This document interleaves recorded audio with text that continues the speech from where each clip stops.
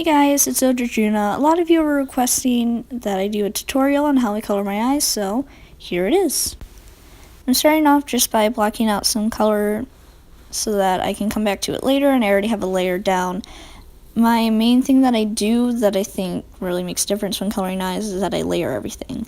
And I know that I'm starting out with a darker ring on the outside of my eye, and obviously the pupil's going to be black, so I just line that up so that I know exactly where I'm putting all my color.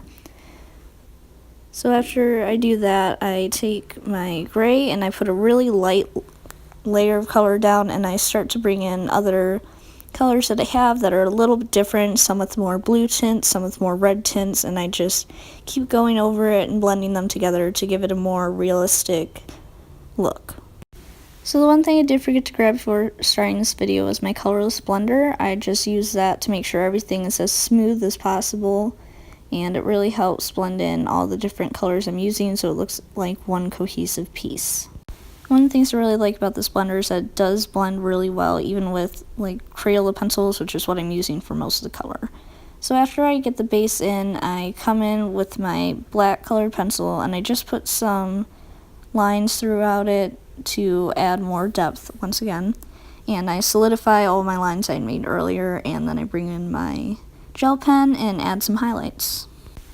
I just keep going through the piece and touching up little details I don't like, and then I go back to the lower lid, and I'm just adding a highlight right here where the edge of your eyelid is, and then I'm blocking in all the white of the eye so I can go in and start to add details like the shadows and eventually highlights and a little bit of pink at the edge. Just because the eye is looking so far over, it just helps to add a bit of realism. And I just keep going in and blending. It's really the thing that I find makes the biggest difference, is really making sure everything is blended and it's smooth and cohesive. I'm adding highlights with my gel pen, and then I'm going on to the lashes. The one thing I find with eyelashes is that I always do them in sort of a check mark motion, but it's a little bit more curved so that they look like they're going out while still going up.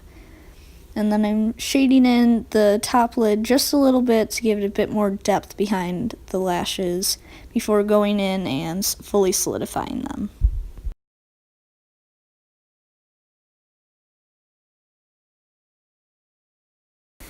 And again, I'm just using that check mark motion to make them all really smooth and have the most depth to them. I add a few lines in the eye to act as shadows and reflections, and then I go back once I've put them all down and darken where they connect to the eye. It just, to me, adds a lot of depth and almost makes them look like there are more or they're bigger than they are.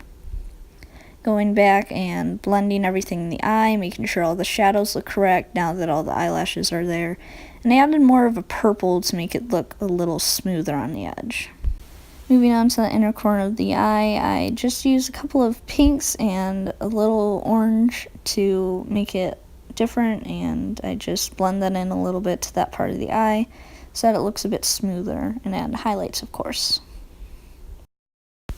And after this, I move on to the bottom. I just like to add a little bit of skin tone so it looks nicer on the paper. I blend a darker color in so that it's different than on top. Add some shadows and highlights, and then lay in all the lower lashes. I always like to do them in clumps because that's always been my experience with them. And then it's about done.